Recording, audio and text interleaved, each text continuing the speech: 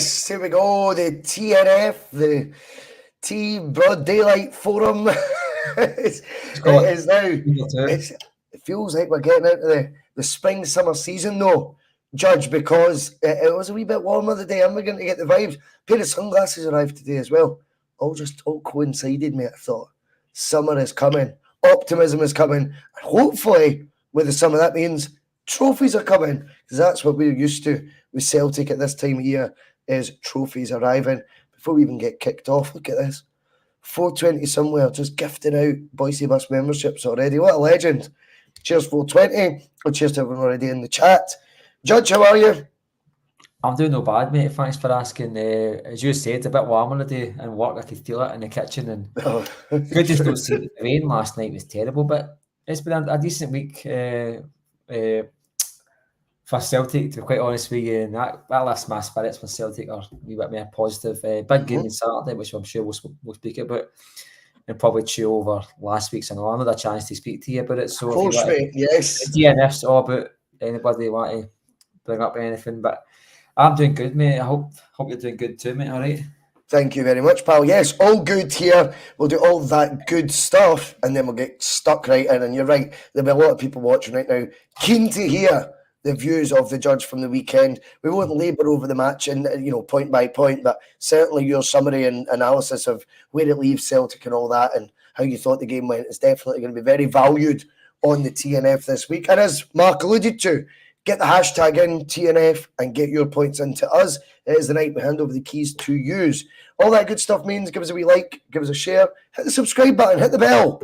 They're all options. And if you want to become a member, or you want to be gifted one by 420 somewhere, it is $1.99 a month. The content is all free. You can join the likes of Jim C, 420 somewhere, and loads others. Right, Mark, yeah, we'll kick off by rewinding, because of what's happened since the weekend as well. But I think it's only right that we get your takeaway on, probably briefly over the game, but where you think the land lies for Celtic on the back of that 3-3 draw. I thought the game itself, you know what I mean? It's I'm probably one of the few folk that wasn't all that raging at full time. I thought the game, we started well. I thought the first half in particular was some decent stuff. Second half we tailed off, but I think we've seen that quite a lot, and it's hard to keep that kind of intensity and concentration for 90 minutes. That's natural in a game like that, where the referee's against you and no fans. It's hard to keep your momentum up. But I think the game itself, there was a lot of positives in it for Celtic. You know what I mean? It's not like there wasn't one area of the park that I thought, fuck, we're struggling here, and it's beginning to level out a wee bit. I don't want to get above my usual pessimistic self, but I've seen more than I was expecting to see at this stage of the season, because I've said to you for months now, boys, if it's not going to work in December, I don't think it's going to work by March or April, you know what I mean? And I keep saying this same point, we're not going to wake up one day, it's going to be bang. If it doesn't work, it just doesn't work. But I think Celtic, I think they proved a lot of doubters. I don't think there's any doubts in the camp. I think the players are just fed up listening to the press and some fans, even like myself. So they proved a lot is that there's a lot of football left in this team, you know what I mean? And the game itself, I think Celtic deserved the win. I think half-time could have been 3 or 4. I think Rangers' first shot on target was the 82nd minute or the 80th minute when they got that second goal. I know they get a penalty, but in general terms, I get you. Shot on target. And they were only level for 82 seconds in the match before they got their third goal. So Celtic controlled the match for me. They controlled the where the game was going. I think the game turned on the referee decision. You can be subjective what you like. I think it was a man who was dying to give a penalty, and he was given a wee bit of ammo, and he was happy to give it. But I'm sure we'll get to that, Bhoycie. But if you want to hear about where I think the land lies for the season, I certainly do, mate. Well, to be honest with you, mate, I think when me and you spoke last Thursday, I think if you pressed the 2 A's, a victory was definitely something we wanted. But to come out Ibrox with a draw, when you step back, you say, well, it's still in our hands. We could have left there with a deficit and with a game in hand for Rangers. We've kept it at parity, Bhoycie. Now we've got a game at Celtic Park against Rangers. It's all to play for, don't get me wrong. We've still to play Hearts, Kilmarnock away. It's a lot of There's a lot of twists in this tale yet, but I'm quite honest with you, mate. I think you've got to look at Sunday's result as a positive. You can't leave Ibrox. I've seen good Celtic teams losing to Ibrox, Bhoycie, with 7,000. Agreed. Yes. We had no fans. We had 13 men to play against, including VAR and the referee. We walked out of there probably feeling gutted with a point. And if you leave Ibrox with a point with no fans in the stadium, then surely to God, that's a positive. Well, it is a positive. And I think the thing was it was a must-not-lose game, but Celtic approached as a must-win game. That's what I liked about Celtic's strategy. And by the way, you're absolutely right. For all our natural worry going into the game or apprehension, and I was confident, I felt confident that we could still get something, because I felt, despite the fact we've won the last two, this is actually the strongest version of Celtic in the three fixtures so far. The third fixture was, right, that's because when you look back at the mishmash of a team that we took to Ibrox first time around really does sum up why Mickey Beale's demise was so glorious and so obvious it was going to happen. When you look back at that, any Rangers manager with their salt should have been able to have got at the very least a point, and it was a 1-0 win, but it was one that was done with a bit of conviction that day as well. I felt confident on that basis with 2 wins already in the bank and the best options available. We spoke about that at length last Thursday in terms of who will be able to play, who won't, and being able to choose this time as opposed to put squares and round circles and things like this. It did feel to me, coming out of the game though, at 3-3, tinged with disappointment. Such was the nature of, as you say, we've had the lead for such long periods. We had a first half that blew them away. And the late, obviously, injury time equaliser as well. It does obviously leave you with a tinge of disappointment. But once you reflect, and we're now 4 or 5 days later, I think the way the land lies, Mark, is a positive one for Celtic on the back of that result. They showed an emotion and a release of, jubilation, if you want to call it that they came out still alive. They knew if they lost that I think they would have crumbled. I'll be honest, right? That's not. I know it sounds biased, but I think that midweek fixture, say it went ahead, I think it became even stickier than I still think it will be for them. But from a Celtic point of view, if they'd lost, I think then you're looking at, if Rangers win the game in hand, a 5-point deficit. Suddenly the Celtic Park fixture doesn't even hold the same power as what. I know there's 5 other games, by the way, but that game is now a focal point. It's a target, and it's one that we're looking forward to, less them. And I think that sums it up for me. Then the other matches, whilst we have to treat them with respect, if you want to win league titles, it's time to take care of business. And that, to me, is your bread and butter business, is beating the rest now when it really, really matters. And the screw is now turning, and it's now about survival of the fittest. And Celtic, for me, have the experience in the team. They have the experience of a manager who knows how to get over the line. And I think that result of the weekend, particularly the fact maybe we're disappointed initially with a draw and they're buzzing with a draw, I think that tells you where the slight momentum shift is. Not that you'll read it though, Mark, in the mainstream media. No, well, you've got the manager full time reflecting on a victory. A moral victory. Yes. There's a Rangers podcast, I know that the guy said he was glad that Matondo got the winning goal, and I was like, I'm sure I watched a free each draw there, but Bhoycie, there's a big difference between walking around the stadium and applauding your fans and out and out celebrating. And that was out and out. That wasn't like a momentum shifting game that they've finally turned the screw on Celtic. That was like I don't know what they were celebrating. I don't know. See, if it was me last season or 2 seasons ago when we were trying to get the title back under Ange, we drew that game, a match that you would say you won the league, and we drew that match, I'd be gutted. I would be really disappointed in my team. And totally my keeper getting Penenked, my keeper losing a goal through my captain in the first 20 seconds, losing a daft penalty. You would be saying to yourself, we scored 3 goals at home with no away fans and still didn't win the match. I'd be saying to myself, which is normally my critical view anyway. But I was watching and my brother-in-law, he messaged me on Instagram because I put on like cheating bastards basically, and he's like, "Oh, the momentum's with Rangers," and I was like, "Listen, I don't disagree with you.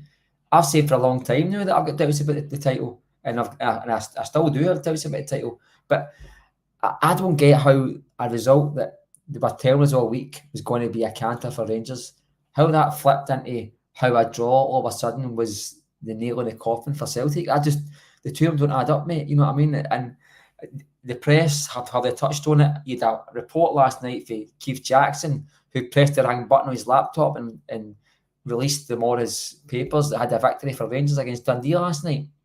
I mean, I've seen that. Yes. That is there's incompetence, there's idiocy, Bhoycie, right? I understand that. And there's maybe somebody sitting at lunchtime doing their work, hoping to go to bed at 10:30, just press the send button to his editor. That's fine, but we don't understand it might be the case of just getting your work done early. Type it up for the pub. He's probably done 2 drafts, Bhoycie. It's probably been 2 drafts. 2 draft lagers. Aye, fucking right. But in any other country in the world, mate, you don't get. I think the media, the sports journalism in this media, I mean, you know Tony Haggerty well, and can't praise the guy highly enough. But see, in general, see the sports journalism in this country, Bhoycie, it's like it's pandered to one side, all the other, or just blabber a lot of shite. There's the level of quality in it is terrible, and that was put out in the full focus yesterday with that putting out a fucking story how Rangers went top of the league with a victory at Dundee. I mean, the game was. First of all, the game was called off basically at 3:30 when the videos came through with that waterlogged pitch. So they knew lunchtime that game wasn't going on, you know what I mean? Or at least before tea time. Weird, eh? And they do not understand the situation here. They are really, really focusing totally. This is like, I said before, this is England pre-World Cup. This is Rangers England pre-World Cup, where the full media, the full country is just utterly nose blind to reality. Anything, I think if Rangers lost the match the other day, they would have found a positive spin on it. That is how, but there's a positive in that for me because I looked at them the other day there and they didn't impress me one iota, Bhoycie, one iota. Scott, right, mate. Me at some point, I will say on Thursday, and I'm fed up mentioning this guy's name. On Thursday, I pinpointed Arthur Johnson as a weakness. Morella's goal, the corner kick, that somehow VAR managed to find a tug that chopped off. He got away with that.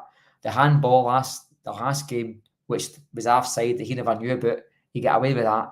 And it was always going to come to a point where he was going to fuck up Bhoycie. And see the big matches, yeah, I'm always scared. He gives away free kicks, penalty kicks, fouls. He does stupid things in dangerous areas. And I think the reality of this guy is we got a lot. We give Greg Taylor a lot of flack, but I tell you something, he's a far more assured defender than Arthur Johnson is. And I don't care what anybody says. He doesn't give away free kicks. So you look at free kicks that get swung into your goal box. How many of them come for the left-hand side? The right-hand side. I mean, we get targeted on his. He gets targeted, Bhoycie. How many free kicks do you see 20 yards out for the left-hand side? Not many. How many do you see for the other side? 4, 5, 6 in the big matches. 3 or 4 in the smaller matches. He's just he's a liability, Bhoycie, Arthur Johnson. And I think I said on Thursday that I'm expecting him to make a mess of it, and he did. And my worry is that, not because I like Ralston, but my worry is that is a position that's going to concern me in the next match, because he is a fucking dead set to give Tavernier free kick after free kick, give him a penalty maybe, or give him a stupid foul right on the corner flag. Because Celtic's biggest issue is defending crosses. We all know it. And when you get guys like that who is dying to give away free kicks, then it's an issue. And also, we spoke about McGregor.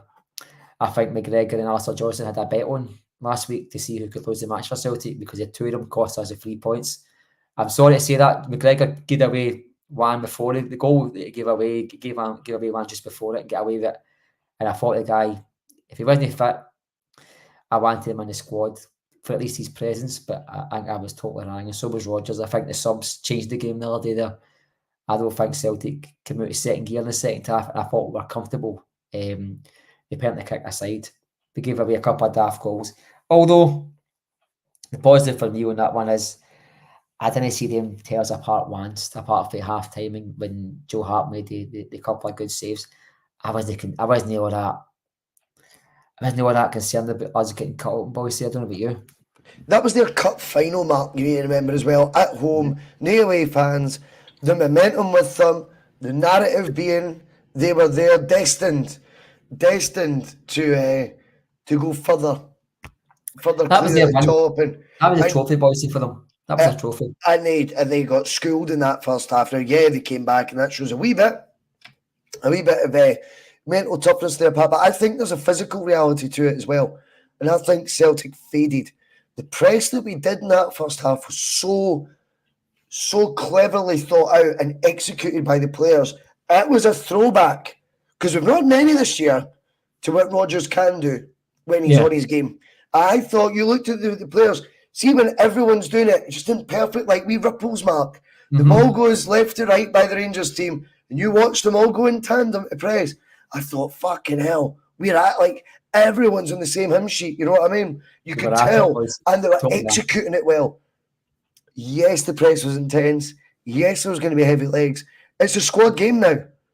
What frustrates me in the squad game is Bernardo, fully fit Bernardo, we're talking £6-7 million for in the summer. We've had this conversation. He has to be preferred to have fit anyone. Whether it's Cal McGregor, Henrik Larsson, fully fit player about to bring him for £6-7 million has to be preferred to a guy with one leg at that point, which was what he may as well have had when he came on, because he was that far off it. Do you know what I mean? But anyway, what's happened is Celtic, by winning another point, have put themselves now 7 points off the total that they won in Rodgers' his invincible season, his second treble season at Celtic. With 6 games remaining, there's a possible 18 to win. So what we hope for is we're going to dwarf that league points tally we got in Rodgers' second season. Bear in mind, there was no competition, apparently. That's now the story. This year we'll accept there is competition, and he's going to dwarf points-wise what he won in his second campaign if we can do what we think we will do. And I do think Celtic can get maximum points. If they don't, I think there's more slip-ups still in Rangers than there is us. That's just my hunch. I think there's a pressure, and I'll tell you why. Because we go into this weekend with a game at home to St Mirren. They're already in the midst of dramas. Statements are getting released. That tells you this. The mood music over there isn't what the media are telling you. The mood music is the feathers are ruffled. Now, it emerges, of course, which they don't allude to in their statement, that actually, yes, Dundee fucked up first time around with this fixture.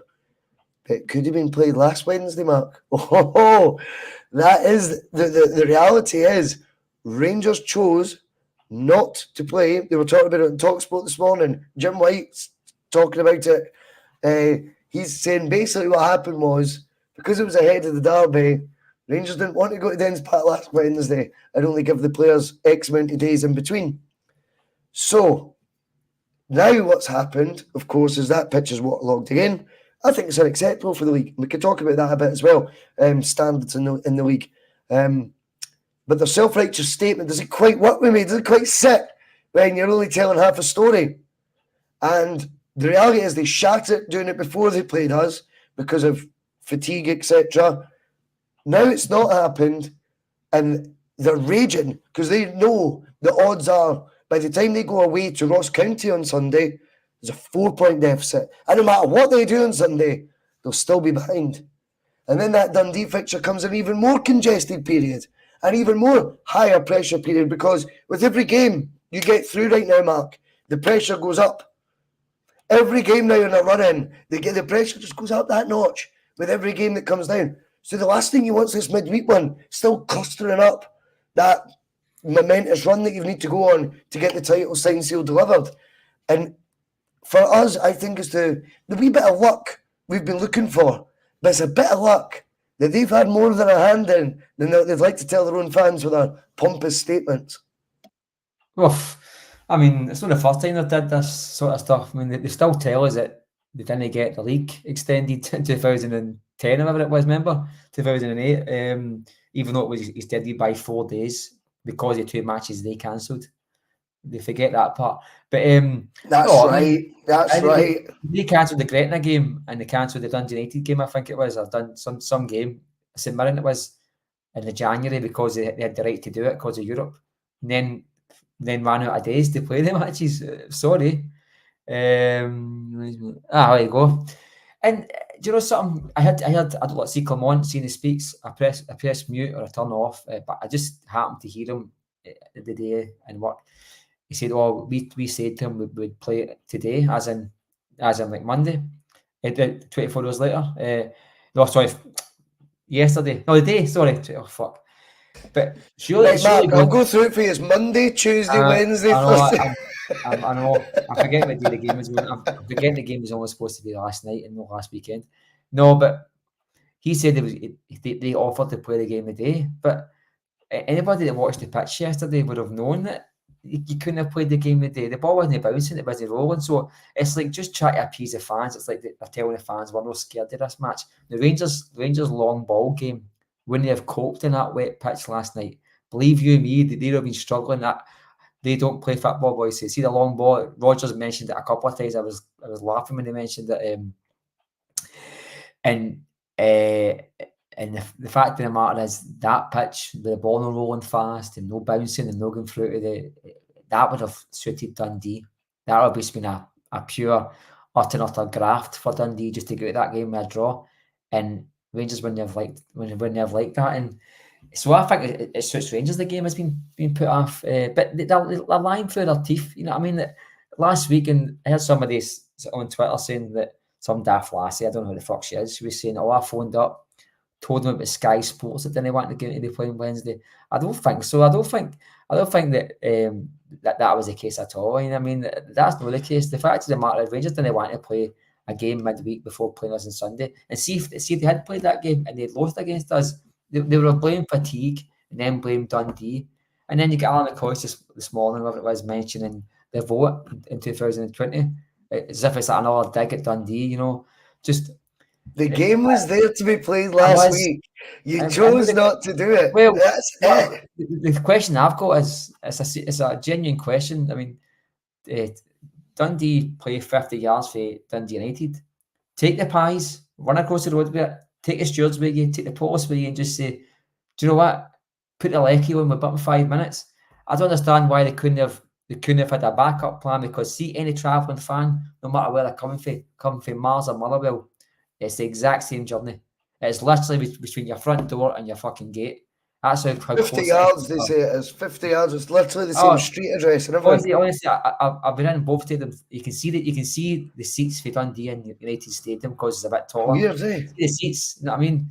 It's not like you can't. I mean, so I don't understand why they couldn't have just went like that. But backup plan, their pitch is playable. There's no complaints about their pitch. It's normally pretty good anyway. Oh, here's a point.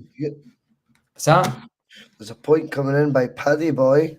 That might be the reason. Can't be played at Tannadice because of the VAR. Well, they're talking about playing out of the shy with Excelsior. I've seen that as well. So that's not the case because they've got VAR. They played in the league last season, Dundee United. Did they know? They did. So they've got VAR. So they would be able to execute it, yeah. Well, let's be honest. Hampden must have VAR. You know, when games come to certain stadiums, they install VAR. It's a camera that gets aligned.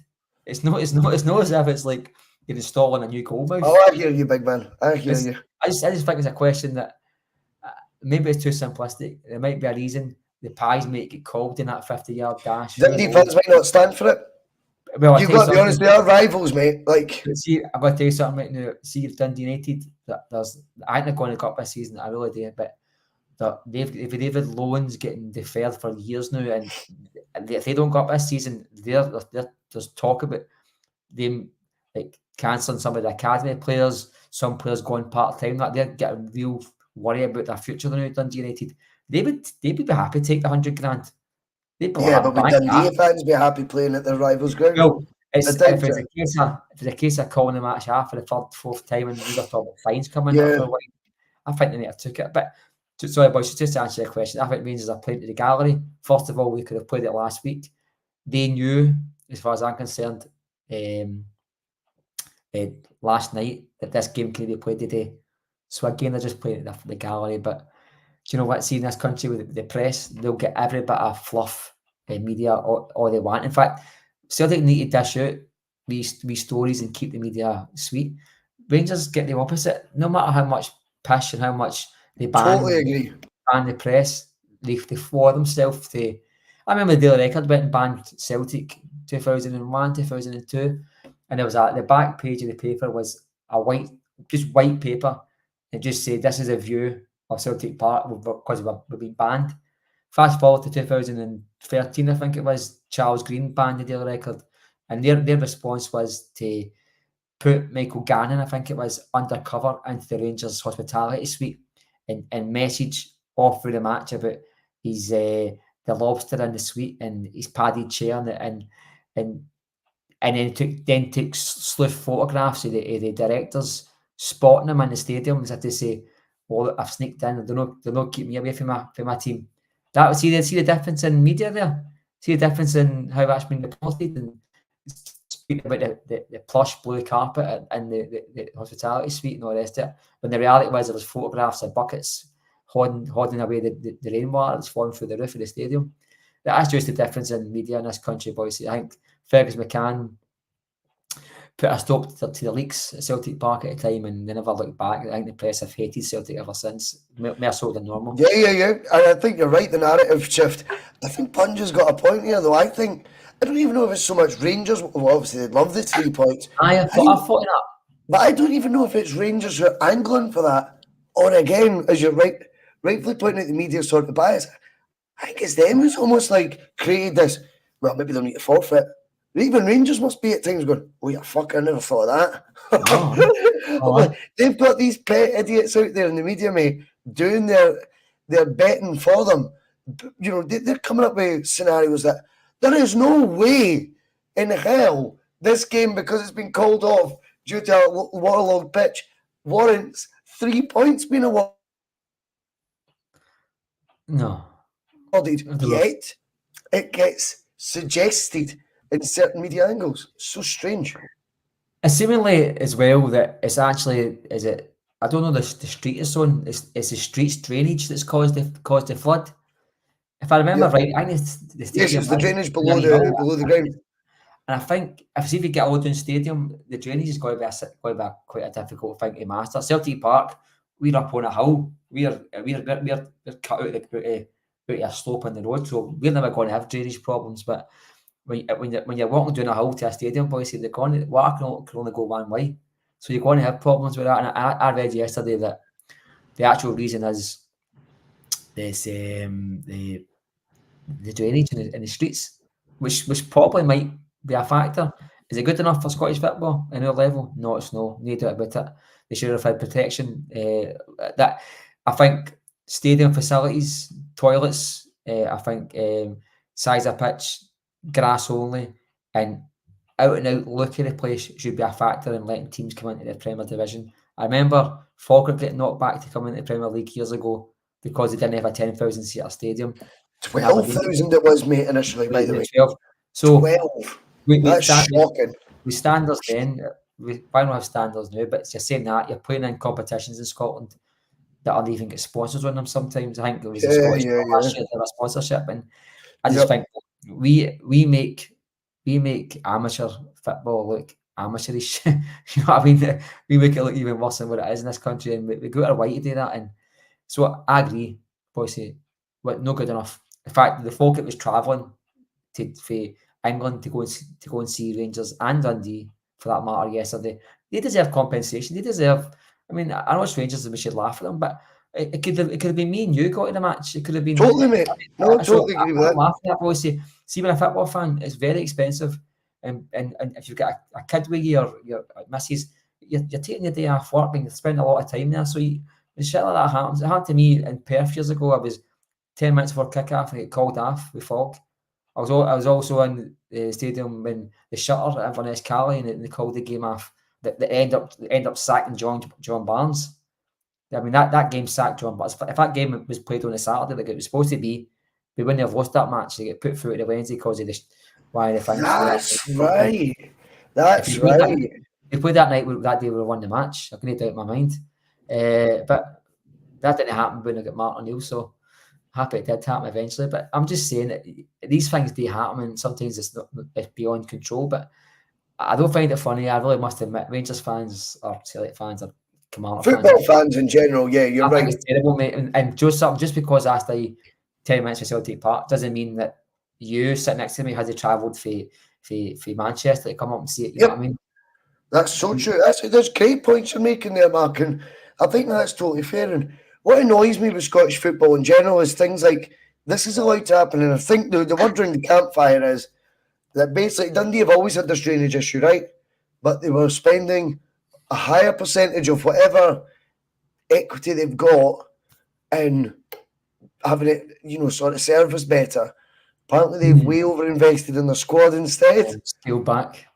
And scaled back. That's a great way of putting it. Scaled back on these bare minimums. That's why they've been caught with their pants down this year. This isn't something that's happened year on year.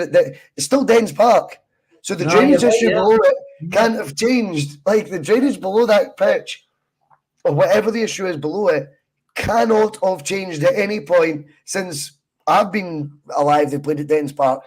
So the reason it's got worse because it's not been maintained the same way as before. They've took their money and invested it in the team. They're getting games postponed, games rearranged, and I can see why that frustrates. I'm not talking about Rangers here, but other teams in the league when there's things such as top 6 to go for, and by the time Dundee play their 33rd game, they'll know what's required in that game. Perhaps.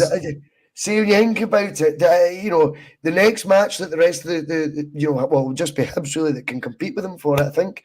Hibs don't know what's going to be enough. Whereas by this getting kicked down the road, Dundee are actually going to have that vantage point, Mark, as you like to call it, of being able to know exactly what's required to get it. So things like that, I think I can see why. And also, their team's doing well this year because they've invested monies in it that they should be doing on their pitch. But I also share that with Livingston and Kilmarnock. They make money off their pitch, while other teams have to maintain their ground, as it should be a basic remit. And then you've got Livy and Killie going, but we don't make enough money, so we need to do it off the pitch. Don't be a Premier League club then. Fuck off. Because the top league, your Premier League, that's where the term Premier comes from. It deserves, but don't be a Livy, Killie, Dundee fan and sit saying you're a neutral and moan about Sky TV money, for example. Just don't. Just sit that one out because, we're getting shafted because they prefer England. Have a look at yourself first. Have you really produced any sort of product, anything that you think people are going to throw millions and millions of pounds at? That pitch last week at Livy was terrible. That was like something at the five-a-sides. I mean, all kidding aside here, and no trying to be my usual flippant self, but that was one of the worst pitches I've ever seen in my life. Honestly, that was terrible. And if I'd seen that in the Scottish Juniors, I would still laugh at it. And there's better pitches in your second and third division than there is in Kilmarnock and Livingston. I think the main reason why the main reason is they can't afford training facilities, so they have to train on the pitch every day. Fine. It should be a mandate. Anybody coming into your league has got training facilities.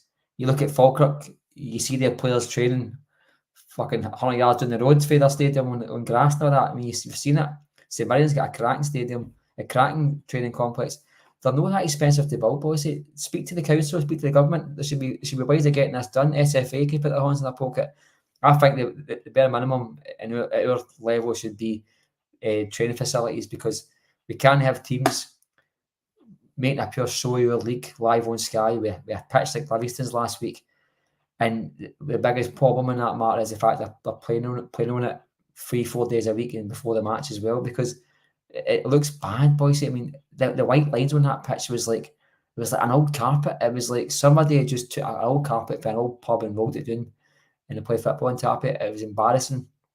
But my hope is we're going to get a shot at Livingston at least. But my worry is we might see Raith Rovers up. And who I don't And if Wraith got their plastic as well, eh? I like their stadium, to be quite honest with you. I wouldn't mind getting there. It's not bad. So Yep. I think it's a not bad wee club. I know they're a bit naughty. I think they did a bit of fighting and all the rest of it. But I wouldn't mind them. I remember them. You bring proper crowds as well. Aye, when I was a teenager. Sure, Cody, come on. They're crack. Used to enjoy watching them. But, you know, so my worry is we're going to lose one and gain one. But I tell you something, see in terms of fan base and even stature, Raith Rovers dwarf Livingston, you know what I mean?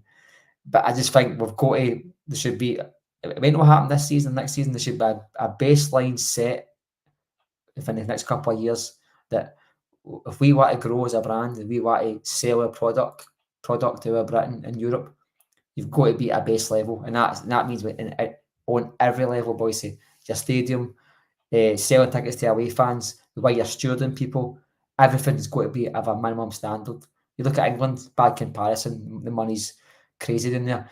But the fact of the matter is they get the simple things right more often than not. We tend to get the simple things wrong all the time. And that starts off with the basic, shutting out away fans for the sake of it. Being difficult when it comes to negotiating like cup tickets, like Hearts and Aberdeen. I had to send tickets back. Yet they're sitting telling the press that they want 50-50. And then they're saying that's just being difficult for the sake of it. Just there's always this country, there's always a headline every day. There's always a headline because somebody's made up their arse of themselves. You know what I mean? You've got fucking Rangers every couple of weeks putting out statements. Fan groups putting out statements. The SFA arguing with Aberdeen last night. Aberdeen's put out saying that they've had enough of it. Bars finished in this country. Then SFA totally missing the point altogether and giving a reason which didn't make sense. And Motherwell's came out, Celtic have come out, Rangers have come out. That's massive clubs in this country. What did you? SFA are totally noseblind to the reality was there's not one single football fan in this country that has benefited and enjoyed football anymore since VAR's come in. I think it's me. This is day one, Bhoycie, and he's shot and he's rid of pronto. You've been on the channel now just over 2 years, Judge, believe it or not. It has flown in that time. Aye. Now, one of our early chats, if you remember, was about VAR getting introduced, because I'm sure it was after that first summer when we'd have been on the bus. It was like October they were installing it, and that seemed to be a bit of debate, like it's joining like they're setting up mid-season. But the other thing as well is, I remember the conversation I was trying to make at the time, not trying to be a smart ass after the event, but at the time I kept saying, there's no point in doing this if it's the two-strike VAR. Because this is one that I think, if you remember, I'm sure it was me and you who was speaking about it, and I said, you're letting more lunatics in the asylum if it's that version. Because it's now more of the guys that we don't think are capable right now in charge of decisions. Which is why we spoke about it at the time when I went this. You have to go all out. And I said, and I've said it since as well, I feel Celtic should have grabbed that one, give a bit back to the league, and actually you might be doing yourself a favour as well, and pay the excess for the real VAR. I think it'd be like 2 million a season, something like that. Celtic can afford it, and it would make these VAR decisions so less reprehensible when they're wrong, because then we would just be talking about this blank canvas VAR, whereas right now we're talking about Willie Collins in the box, John Beaton's the VAR guy today. They're all getting celebrity status for their incompetency now, mate. Mm-hmm. And you've now got 2 for 1 on idiots officiating Celtic games. 2 for 1. Let's be honest, on Huns, 9 times out of 10, officiating Celtic matches. So for me, I'm like, in the long run, we'd make the money back because it'd be a fairer decision-making process. And if we don't, then that'll tell you the competency levels maybe weren't as bad as we thought, or the bias wasn't quite as bad as you thought, but it puts it to bed once and for all. Now, I get why a lot of people say, why the fuck should we do that? Because we seem to have the biggest problem with it. But you're now seeing more clubs have an issue. And if they do want to see change, then they have to look at each other and go, where can we dig our pockets into?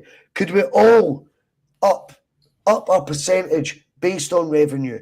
Let's say new club comes in, say it's Dundee United, skin toe, they up it by 2%, 3%. Next club up 4%, and or 3.5%, 4%. You know what I mean? And you get to the top income club, and they're upping it by 10%, 15%. And between all these increases, you get to a stage we can actually afford to invest in the better version of the two-stripe version doesn't work. And Aberdeen's complaint is so relatable for us. And the reason for that being, we only need to cast our mind back to that smarmy, and I don't mind him at times, but he's so smart when it comes to VAR. Gordon Duncan, who hosts Clyde 1. He used to work for the SFA, facts, right? And he can't take that hat off. And he says, why are we discussing the offside? It's categorical. Well, you're wrong. If you think it's not offside, Jota, Motherwell, you're wrong. And it's like, you can't prove it, mate. It now all comes to light. They drew lines. That is a fact. They can't do Hawkeye without that camera on. So they drew lines, mate. Like, he was lying at his arse or completely deluded because he's that far up the SFA's arse that what he was, everything's gospel now. It's factual. Offside is binary. No, it's no. And it's now Aberdeens of the world are finding out what that tastes like. And when you see a strong worded statement for them, I have to say I kind of agreed. What did you make of all that? Oh, I read it, and I was my jaw had to grunt when I read it because they were very forthright, and they were like, "Listen, we've kept our mouth shut all season, and now it's your time to speak." And I like it when seeing teams don't say much, but then when they say something strongly, I think it echoes a lot louder. Carries more weight. Yeah, and I think I remember the conversation about VAR, and you're right, it was me and you, and there's no point having it unless you've got the good version. But do you know something? I think the biggest issue with VAR, and I think it's the level of folk looking at the decisions in that Cameron House, whatever it is, so that we've got idiots watching these VAR videos and making up their own decisions, but VAR's only a camera. So the technology, there's levels to it, right? We've got the very poorest one. That needs upgraded to the very, very top, in my opinion. You're right. If the more money you make, more you should pay. That's fine. But we need to invest more on the referees as well, because we can't have idiots. I mean, some of the decisions that we are seeing week in, week out, it's human error. It's human mistakes we're seeing here now. It's not the technology itself. We've got referees, as you said, they're hunch for a start. I can cope with that. That's fine. You go to support somebody. You don't love football that much in this country and don't support a football team. I mean, if you're in football at any level, you love football. You know what I mean? If that's your life. We need to have full-time referees. Nobody's ever get worse at practice.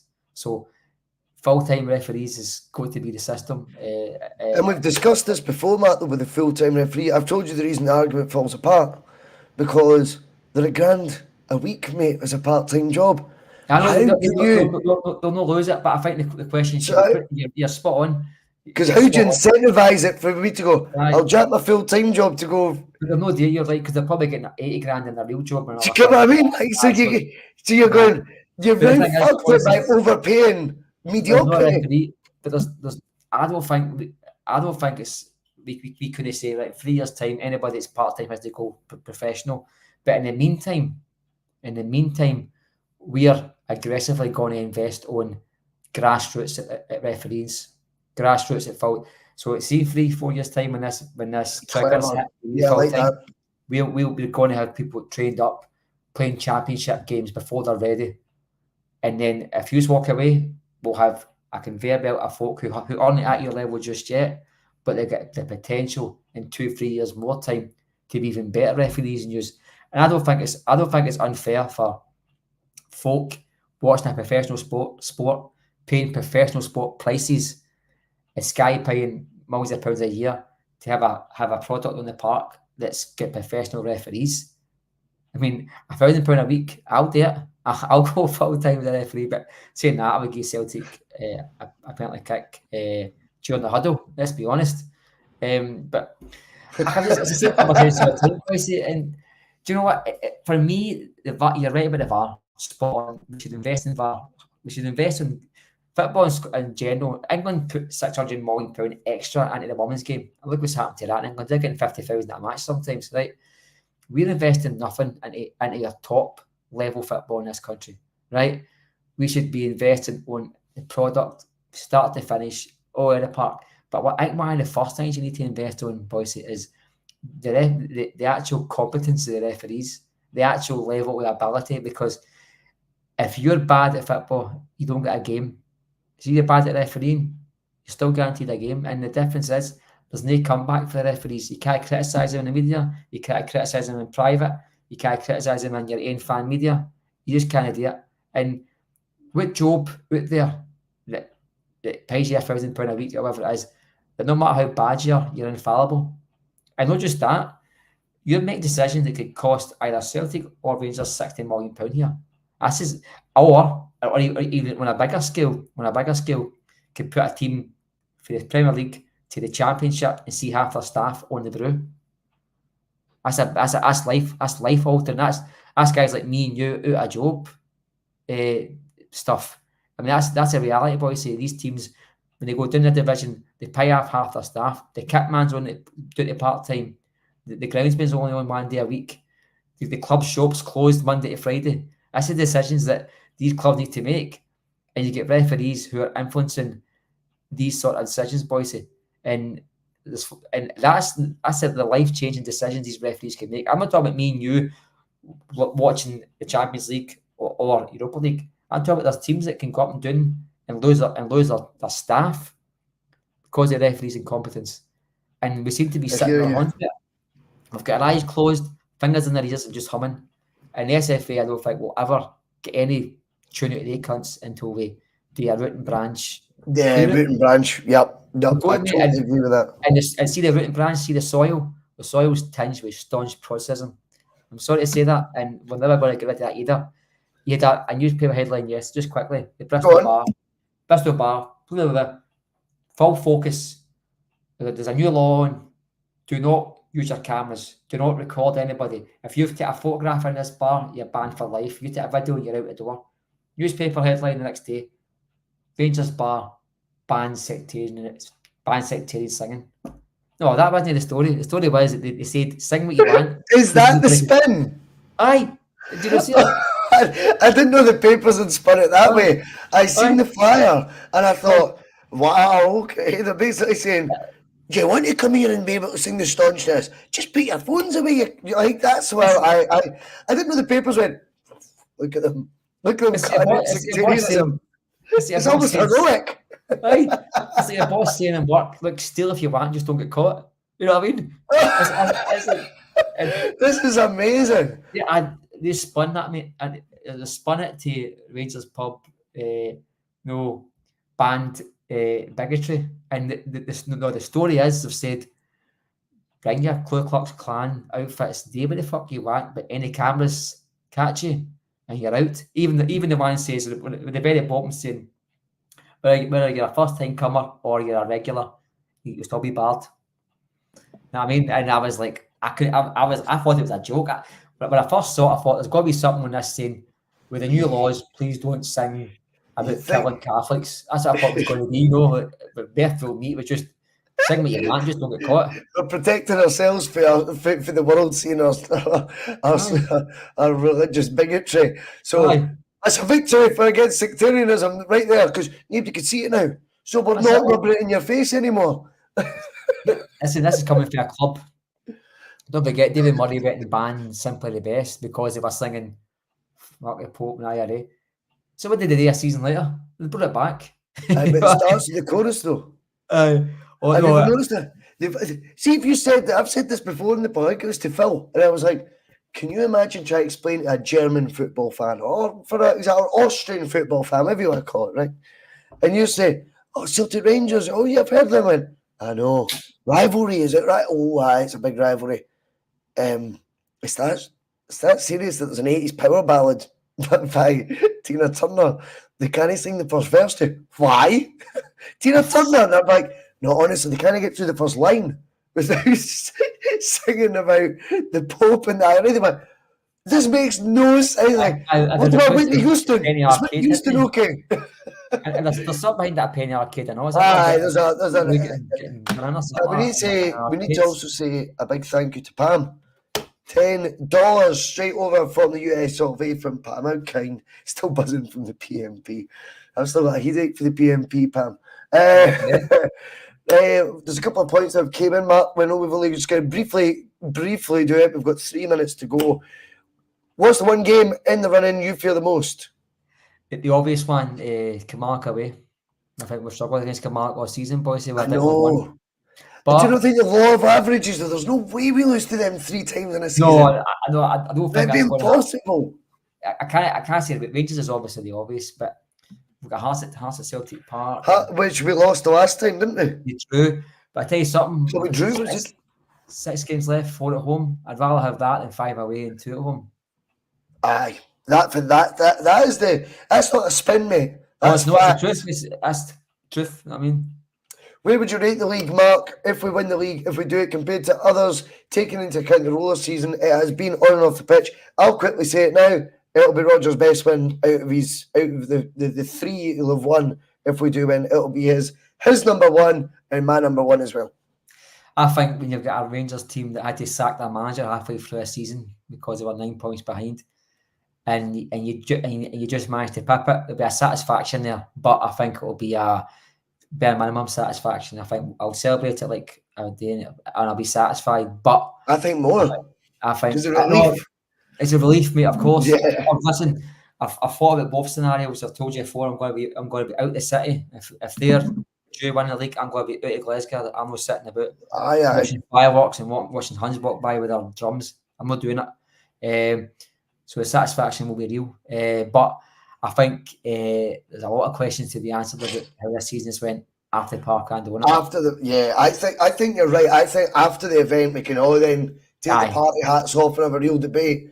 But I think in terms of satisfaction, this will go down as our best one under Rodgers, and I think it'll be Rodgers' favourite one under Rodgers, not because of the football, but just because of the story, if you like. Do you know what I mean? Which has been the most unexpected one of all time. Right, that's us. 6:30, Judge. What a show. Really enjoyed it. Whatever everyone gets up to the rest of the Thursday evening, enjoy. Friday Feeling will be back tomorrow, 9 o'clock. And a big shout out to Connor Carr. 850 views he said this week for his carpool. So well done him. And there's loads of other episodes on the channel. We're still doing 4, 5, 6 a week. It's all good. The Bhoycie Bus rolls on. The Judge still laying the law of the land. Go enjoy your nights, and we'll see you all later.